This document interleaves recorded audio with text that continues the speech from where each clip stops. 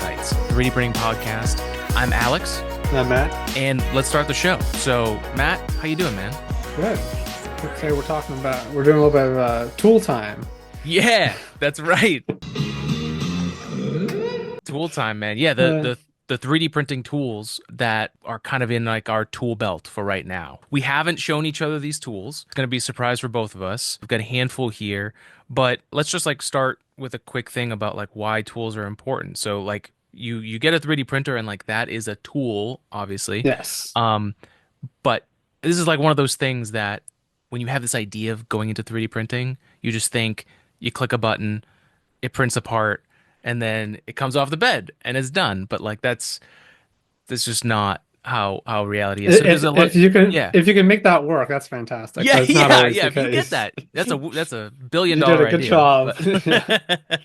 But There's different categories of tools too. There's like the yes. maintenance tools, the post-processing tools, Mhm. even like removing parts from the bed and stuff. So you end up building an arsenal of tools just around the tool itself.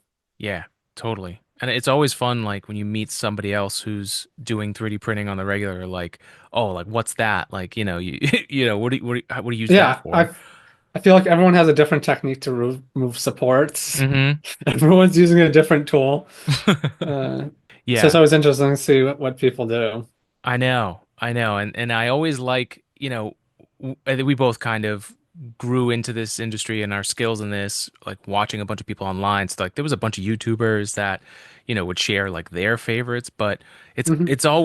it's surprising to me the things you never would expect to be a tool that is a tool, Oh as yeah. opposed to like a custom tool that was made specifically for it. Well, I think like my number one tool would probably be surprising to most people. Yeah. And I think at the end, I think we should also talk about tools that we don't have that maybe they're Hmm. out of our price range right now, Ooh. but stuff that we would eventually want to get. Ooh, I like that a lot. Okay, yeah, let's keep us honest on that. Most of the tools, I'd say well under $50, you know? Yeah, yeah, that's a great point. Yeah, because we're on the you mentioned this, yeah, the prosumer side of things. Like we're using low Yeah. end, 3D printers to create businesses and high end products.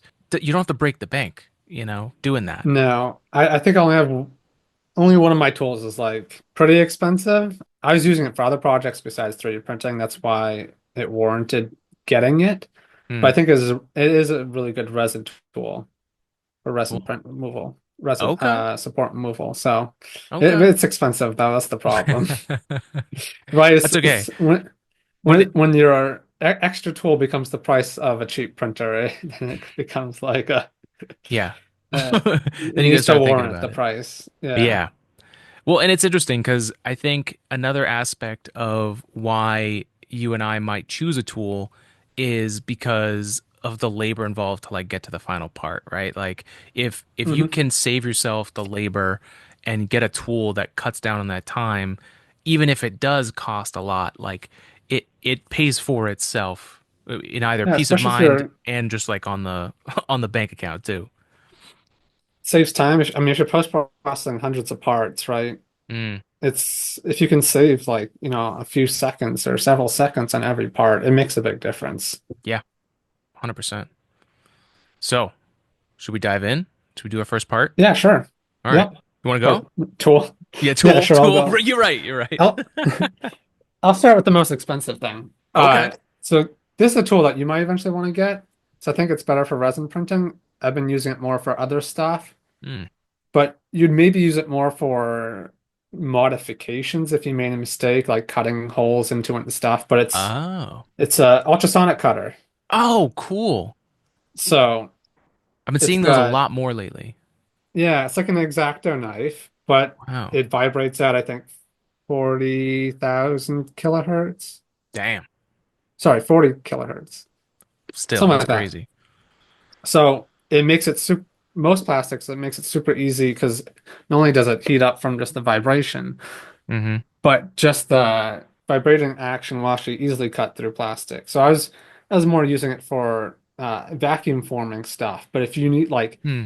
you messed up, you can easily punch holes through your plastic for your cosplay. Mm-hmm. Like if you wanted do some assembly and sometimes you forget to add a feature to Yeah. assemble something. Or I think it's more popular in the resin community when you're trying to shave the supports off the resin, you get really, really nice clean cuts with, Yeah. the whole point of it is no effort cutting. So Hmm. you're just, slowly moving your hand and not using really any force. I love that. I think I do have to get that into my arsenal soon because The problem is it is like, a it's expensive. four or $300 device. Okay. Okay. But I It's a think good it can save investment in you time. yourself and I think your it's a labor. great making tool outside of 3D printing too. Mm. If you're cutting anything, and especially plastic, modifying anything. So it's a Hmm. good tool just to have in the arsenal in general. Definitely. I mean, I can't tell you how many times I've stabbed myself or cut myself from using a utility blade and trying to.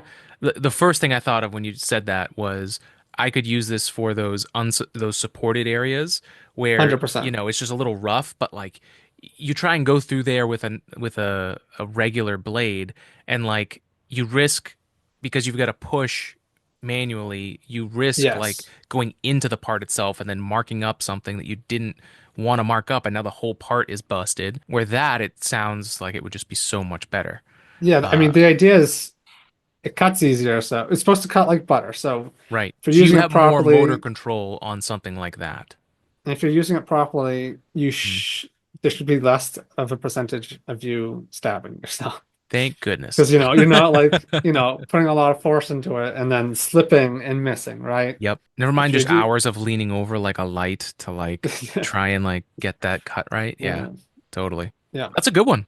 I like that a lot. it is. Yeah, it's a Yeah, new and one for me, so definitely. And resin's a great idea too because resin's different than like all the other materials because to your point, if you make a mistake, like you don't have to use glue. You just use the resin again. So like you could Mhm. like make it look flawless, and essentially you've got the same bond as the material itself. So with resin, Yeah. like that's such a huge Well, advantage. resin nice, right? You just give it a little paint on, shine Yep. a little UV light on it. Yep. It's like nothing happened.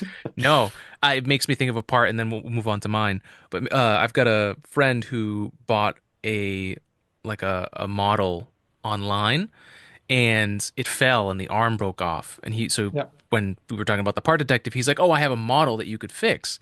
And so he hands me the model, and you can the arm fell off, and you can look right inside, and there's all the supports for the resin. I was like, Oh, "Oh, this is perfect." I was like, "I'll just uh, grab some resin, and I'll be able to. This will be like brand new for you." something I've been seeing getting a little bit more popularity. Instead of using super glue, they have like a tiny bottle of resin with a UV light on it that you Yeah, just, shine and put on things for repairing stuff. totally, totally. Yeah, I have bought clear resin just to like do sealing for really delicate parts that could Yeah. snap, like FDM. But story for another day. All right. So you did part removal. So I'll go to this one because this is like on the other end of like a cutting tool for post processing, but is on the like cheap end. And I didn't even pay for this. This came with another printer, the classic Oh, blue yes. flush cutter. I, I You know, was I almost grabbed those. I'm like, I I'm just know. gonna I'll just mention it. It's not worth grabbing. Yeah, the flush Yeah. cutters is a must. Yeah. And Not like, only for cutting filament, but post-processing and anything exactly. else, really. And what I like about the flush cutter more than anything else is like you can get a flat cut while putting pressure against something. So you can really Hmm. do a lot with this guy. And you're right, like you can do it for filament. I mean, I even use it sometimes just to pry up parts. It's just like once you get the feel for Yeah. it, like, Well, since like you said, you're getting such a flush cut, you mm, just put it right up against your model and cut support off if it's like really giving you problems. And hmm, even, use the sharp edge to get underneath your support and then slightly squeeze it and use it like pliers and roll off yes, the support. yes, So just to like get underneath it and then use it as a plier. hmm, no. So It's yeah, the versatile tool, and like I think very good. don't spend more than $5 on this. And if you buy a printer, You're A probably lot going of to them get one come. of these. Yeah, So you don't even need to buy it. You'll probably have it in your and arsenal. it's not like a regular wire cutter. So a lot of regular wire Mm, cutters won't be flush and flat to the surface. It'll be slightly raised, so you won't be able to get as close to the great point. surface to cut and trim. Oh, I guess Great that's me. point. I guess I'll go to the next maybe higher priced item, which isn't that high, but it's one of Okay. my favorites. So this is my number one. Uh, fire. So I got Ah, nice. I got the hacksmith torch, and I got a small other. This would be your cheaper option. You Mm, can go to a hardware store and get a cheap little butane torch. So this stuff I use for a lot of stuff. If you're post-processing a lot of stuff like PETG, TPU, anything that's stringing, or mm, anything that might have even a little bit of a flaw, you can quickly hit it with the fire, get the string off. If you have some surface blemishes and stuff, or even if you're just scraping a little bit with a knife to get stuff off, you can mm, cure a lot of blemishes just by hitting it with fire. mm. Um, and you should, I'll do the warning, you should be wearing generally PPE, some type of Yeah. mask or something, because you Or do it can, outside at the very or least. do it outside or Yeah. some type of ventilation, because if you're hitting a plastic fire, you can get some fumes and stuff. Hmm.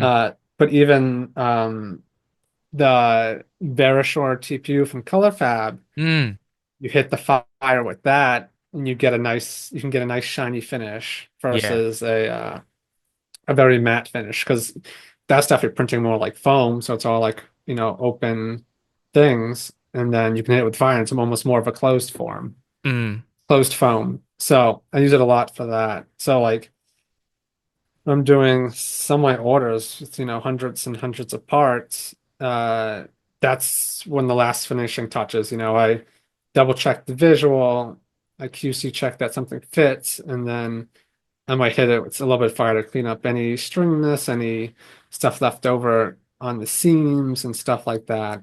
Um, Especially when you're shaving off edges or anything, possibly maybe you miss it and you put a little, nick in it with your yep. knife from removing support. Sometimes you can clean that up just by heating it off quickly, and sometimes I have like a little silicone sock and put on my finger to brush over something, or if Oh, it's not too hot, just brushing it over quickly with your hand to smooth something up. oh, You that's don't want to heat it smart. up too much. You're doing like, very quick, just Yeah. hitting it with fire. Well, it's funny that That's it's a question I wanted to ask you because so I've used obviously the the ghetto version of the lighter, Yeah. which works, in a pinch, Hmm. and it's probably something you have in your house. But I started using a heat gun that Yes. worked. But That'd be the other alternative so option. Yeah. what do you feel? Have you used both the torch and the heat gun? Yes. So I have What do like you feel about one. the differences? Yeah, I've won the big heat guns. You see kind of the stringiness just go. You see it like warp and melt and stuff. Mm. This stuff you're kind of like instantly singeing off the stringiness, instead of like you see it melt into the model. So you're Uh, actually more of completely burning it and getting rid of it, instead of right. it like. So I remember I've one of those big heat guns, and you take your part, and I wasn't that great at printing back in the day, so you'd have a lot of stringiness. Yeah. And then you just hit it with the heat gun, and the stringiness won't necessarily disappear. It might just melt and form onto your part, Right. onto the Right. surface, and then you have a messy part. But with the fire, you're instantly, it sees the little volume material there, and it'll instantly almost vaporize it, which is why Yeah. you should be wearing your PPE when you're So- doing it. Yep. Yep. It's a quicker clean, and you're not Hmm. just remelting the plastic and then it forming back on the surface of your part. Totally. And I will But say from using the heat gun, the problem that I've seen with it, especially when you're working with the cheaper plastics like PLA, the heat gun will end up warming the whole part to the point yes, where if you spend just too long with it, the part just starts to deform and then well, you're, that's you you know. get the same thing with the fire, but I Oh think yeah. that's where I'd say you do use the heat gun. If you want to heat up the whole part and you kind of more want to make it malleable and form it Mm, yourself, that's where I would use the heat gun more often. mm, So if you have a little bit more control with the heat. right.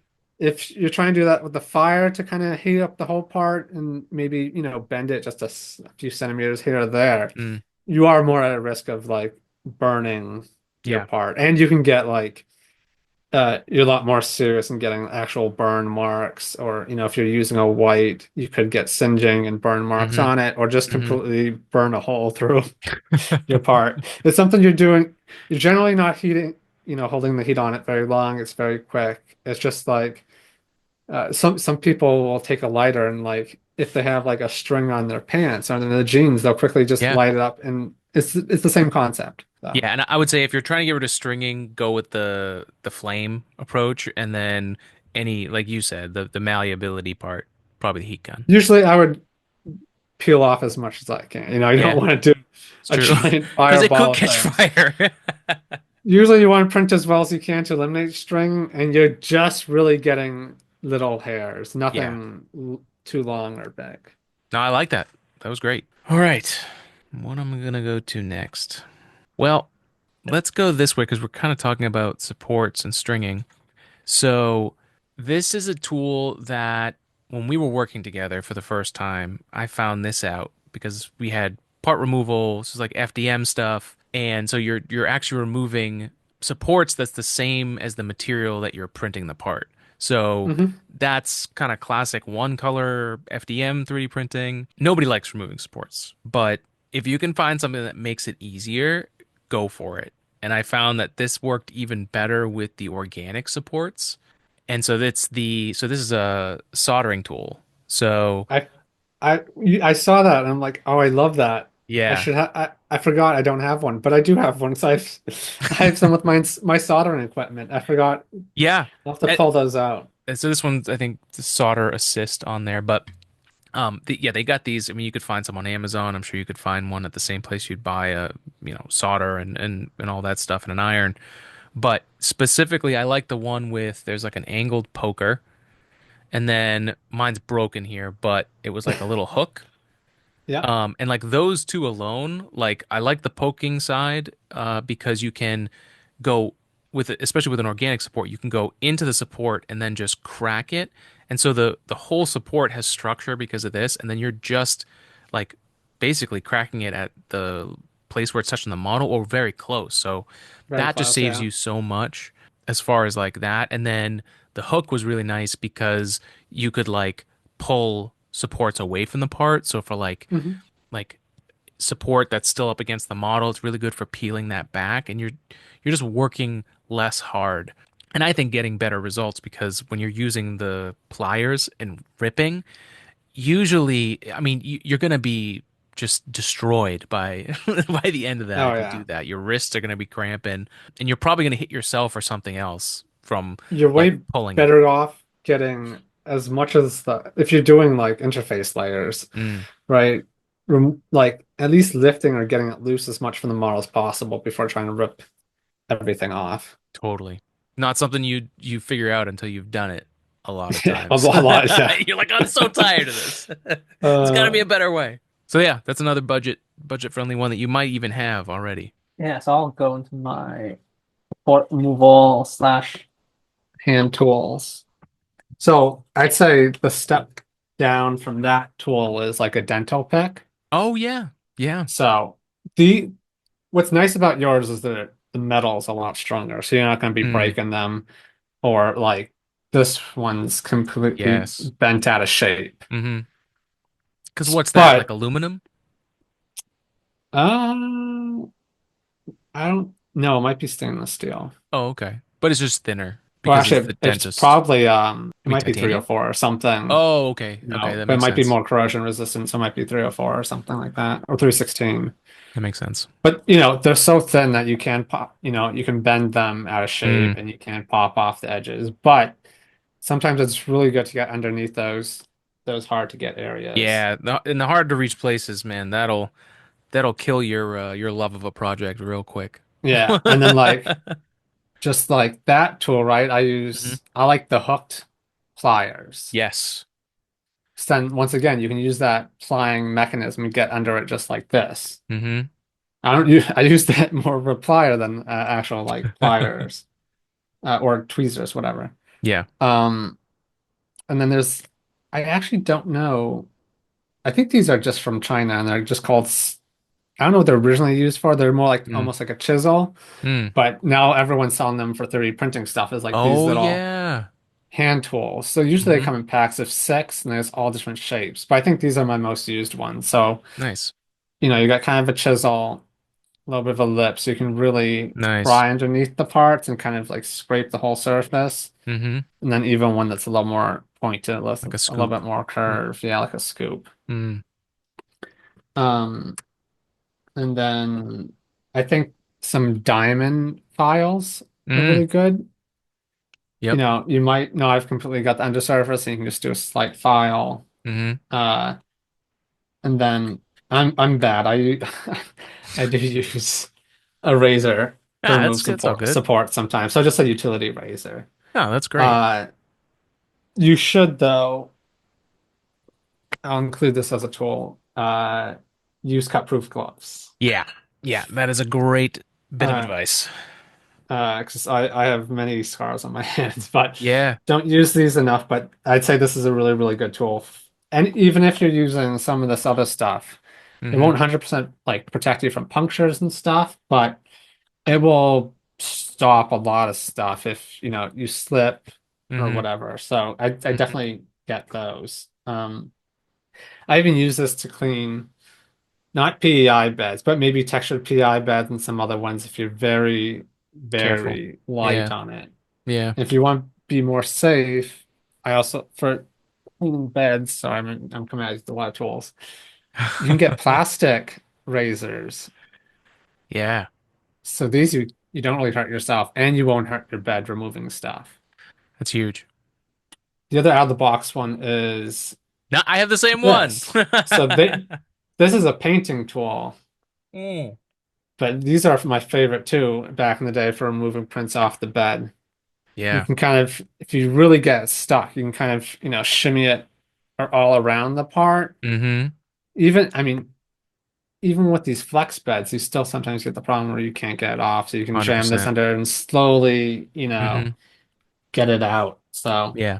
Yeah, and that's a like more lot, like the like more exotic materials. When you start getting the strong stuff, that's when it can yeah, really you're stick. using glue or t TPU, right? Yeah, Get under your TPU.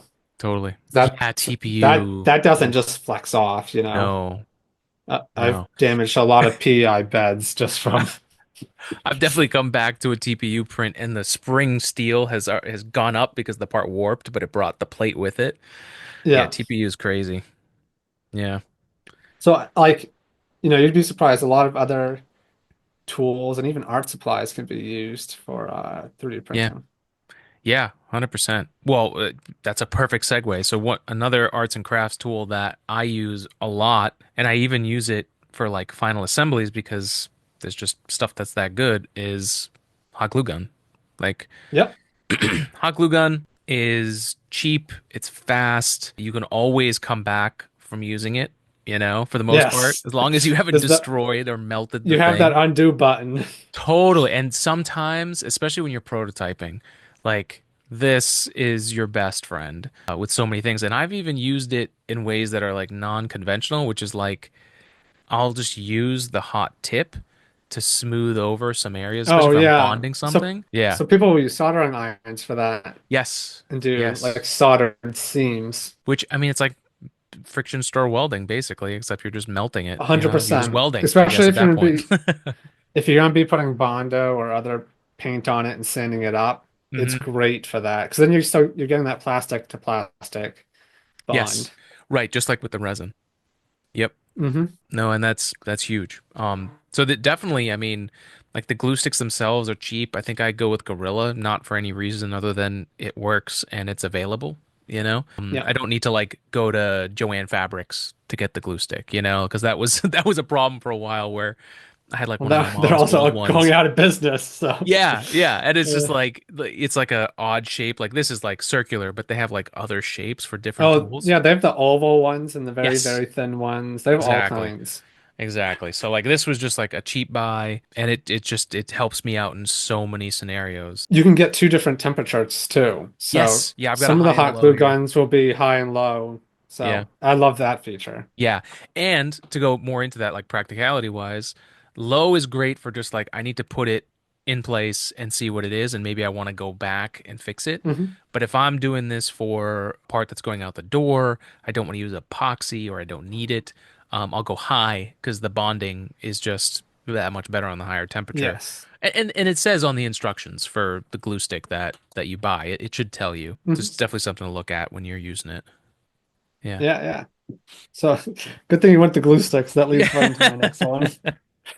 I'd say this is the next level glue stick, which is your 3D Yes. doodler pen, right? Love it. So I don't think I have any filament here, but you plug this in, you take some of your, right, your spool that you don't finish, Mm-hmm. that you have, a couple of loops around, you feed this in, and it's your hand 3D printing thing, right? Mm-hmm.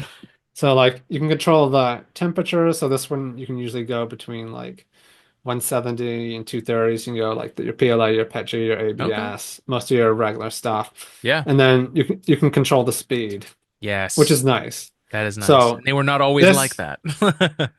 yeah, yeah. So this, right?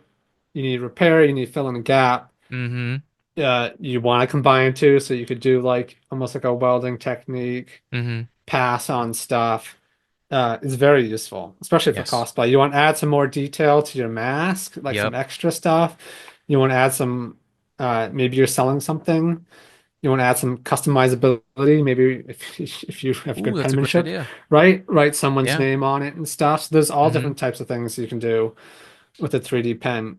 They're I pretty love that. cheap. You can recycle your filament that you don't Mm-hmm. completely use in the spool. So it's a nice little one to have in the arsenal. Yeah. And the other use I've seen for it that I just don't have the patience for is like is Oh being yeah. basically a manual 3D printer and you're Yeah, like yeah. I like they have like printouts of patterns so you just follow the pattern and then you could like build a whole structure. There are some Um incredible artists out there doing that. Incredible. It's like sculpting. It's really really Yeah. And impressive. the how they're using it and how they're adding texture Mm-hmm. and flattening out pieces and stuff is just incredible. Yeah. Yeah, like right, even if you had the patience, adding a incredible texture to a mask Yeah. or to a model or something too. Yeah, because you could do it in 2D just like you would with like clothing, you know, you've got your Hmm. template and then you could use the heat gun and form it onto whatever surface or whatever. So there's really, I mean, I've seen videos online of people who have done like full high quality pieces, but they just like they'll just doodle the whole structure and then they'll sand it and then build on top of it. And it's like the patience and the like the determination to finish a project like that is just it's just Well, it's crazy. I do it not have the is patience. it really is like sculpting because I see a lot of them using a soldering gun like a sculpting thing to kind of Yeah. smooth out and kind of get the Yes. divots and the texture and different things they want. It's very Super I impressive. I, I don't think I can do it. No, But no. I'm uh, right there with you. All right. So this is my last tool that I have, but you keep going after that. I know I Um, got only got one more too. oh, So perfect. Okay. So this is one of the newest tools to my edition, and this oh became really I had something like this that was given to me on the XYZ printer that I had, the DaVinci Pro. It was just like an add-in that they threw into the printer, and it actually was super valuable with dealing with when the printer went down, because that's a whole other suite of tools of like cowboy, yeah. like cavalier, like saving your print tools. Hmm. Like this definitely falls into that category.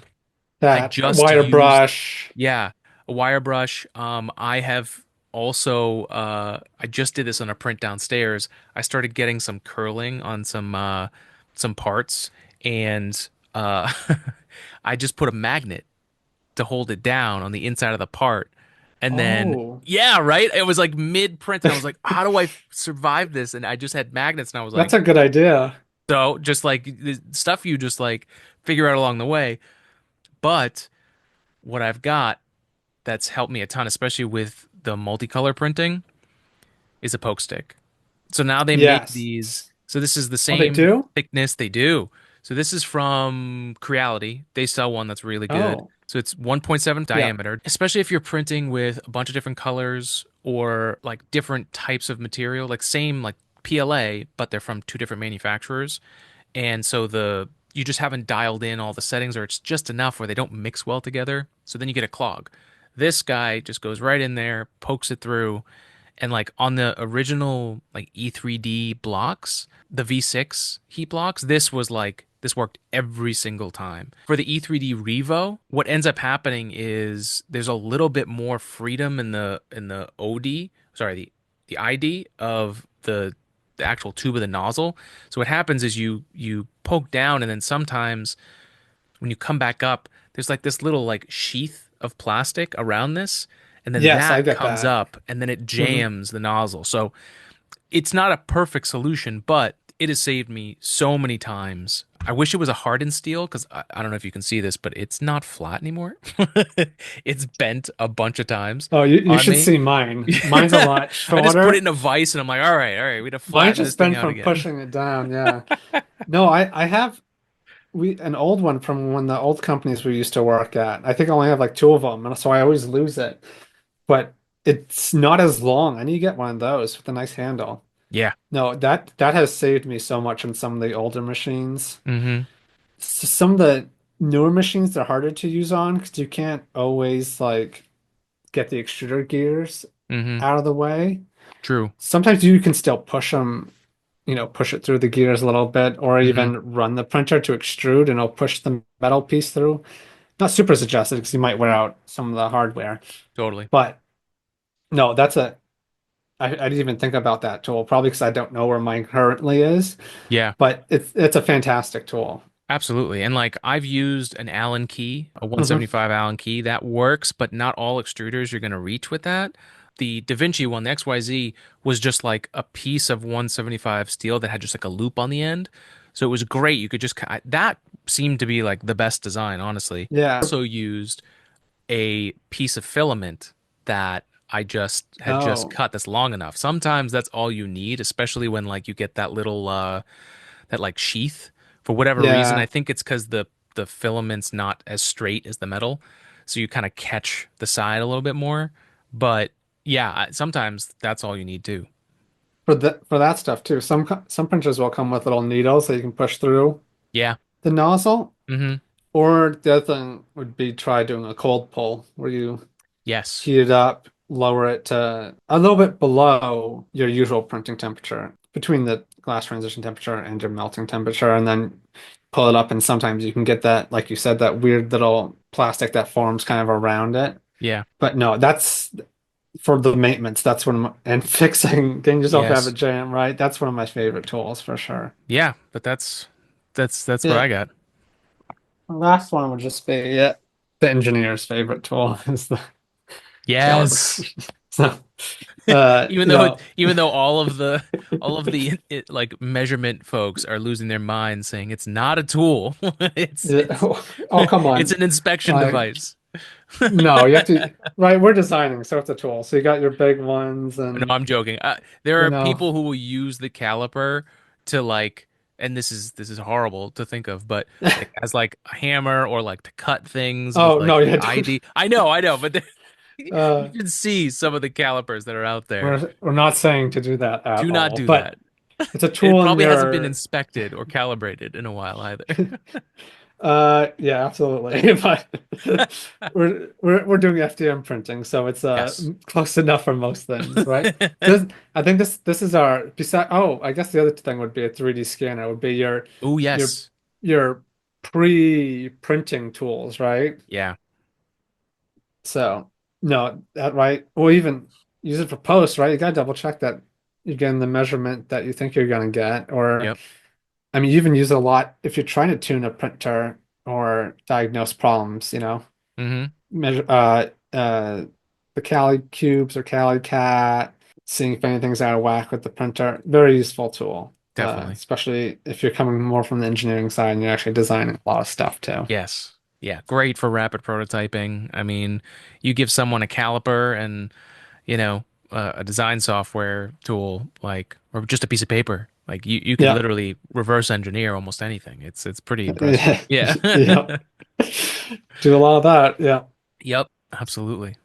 Absolutely. Any any tools you want to get that's just kind of you don't have the space for that's like very Oh man. expensive. So I do have a a media blast cabinet, which I got for a That's series of jobs that yeah. was, you know, necessary at That's the time. exactly what I was gonna say was I want one of those. So here's the stuff that I wish I knew or that I learned along the way. So like your total amount of Let's volume of compressed gas let's just is describe what it is first. Some oh people might sorry, not yes, yeah. know. So a media blast cabinet is just Or like sandblasting, a kind of. sandblaster cabinet. Yep. Um, Bead it's blasting. it's a enclosed chamber, right, that you would put something in to sand to like remove stuff on the surface. And you've got like a media inside, and that media could be as simple as like walnuts and like really soft things if you don't want to do a lot of damage and like more cosmetic stuff, all the way to silica and sand for really abrasive stuff. And then you can even go into the metals and you can get a nice Yeah. shine, so it instead of going in and manually sanding something, a blast cabinet would be a great tool because it's just going to be so much better for your labor. So I got that because I was doing a lot of big parts, and these were going into like basically front lobbies of buildings that had security stops. So, they needed to look good and I needed to paint them. So for me, instead of hand sanding everything smooth enough, I would use the media blast cabinet to get most of the way there Yeah. and save a bunch of time because I had a lot of parts I had to make. So it was great, but the things I learned along the way were that you probably need more abrasive material Yeah. than you think you need. Because hmm I went like the softer route because I didn't want to take away a lot of the material so that we lost the dimensionality of it. But that also meant it took a lot longer. So, Yeah. I would like to have two cabinets, like a roughs cabinet and a finishing touch cabinet. I can only have the finishing touch, the lighter stuff in my home. I don't want sand in the air or metal in the air in my home. So, Or uh, spend that much on a really good system, you know. 100%. Yeah. I Mo mean, you can Most get of a really cheap these one from Harbor Freight. oh, Harbor Freight, yeah. Yeah, that's what I got. And then I've used these media cabinets multiple times throughout my career, so I know how to like seal the inside and get a really great vacuum on it. I've got like a vacuum hooked up to it, and then that hose goes out my exhaust for the basement. Nice. Yeah. So it is a really nice contained unit, but having enough compressed air so that you can do as much work as you need is like the most important thing. And so then Yeah. you're basically getting huge volumes of compressed gas. So that's a whole other aspect of that Yeah, tool. But especially if you're just standing there for an hour doing it. yeah, And it's so much funner than hand sanding stuff. yes. Yeah. Traditionally, you'd see these with the SLS technology Mm, to get off the excess powder. So right. that's where you usually see it in 3D printing, but you can also easily use it for FDM printing or most other things too. It's a great finishing tool. Yes. But as far as like a tool that I would want, let's see, that I don't have. You go first. I'll think about that. Well, that was mine, was the Oh, media okay. cabinet. Uh, I Let's hate see. all the I hand sanding. I'll keep thinking, but I think so for me, I think that the tool that would be the most helpful for me would be either like an automatic washing station with a lot more volume for resin prints. yeah, I have the wash stations and the mixers, but they don't agitate the fluid enough for what I need. So that means I've got to basically build my own or buy one, which they're all of those are very expensive. yeah. So it's If really I were to out get in of resin my printing again, I'd have to do that yeah. stuff. Yeah. That stuff makes it super useful. And then, I don't know, just scaling that operation up together, right? And like having a bigger thing to cure parts in is huge too, because then you can kind of batch your work better. But yeah, I think that's what I would look It's a for good one. next. Yeah. I don't know if I consider this a tool, Mm, but having a bunch of so all my most of my benches are 80/20, so extruded mm, aluminum. yeah. Those are great to make different size benches or fixtures or anything you need. Not quite a tool, but it's always nice to have Well, more of that. for the engineer in us, it is probably the Uh, tool that every engineer wants and has some of. yeah, yeah. I mean, a lot of 3D printers are Yeah. made with them now too, or at least more of the DIY hobbyist stuff is True. made with It's them. amazing how cheap 80/20 or like a similar thing has You can get some gotten. cheap ones from China right now, yeah. Yeah. Yeah. Or I usually Well, try to buy them used. Well, not yeah, nice. No, that's not anymore. that's the way to go. Uh, Um, yeah, but but cool. That was a lot more tools than I thought we were gonna bring up in this. we did pretty good, yeah. Yeah. Yeah, and I love that I don't think any of us had the same tool. Just maybe a No, similar one. a similar one maybe, yeah. Yeah. We have our different techniques. Yes. Yeah. 100%.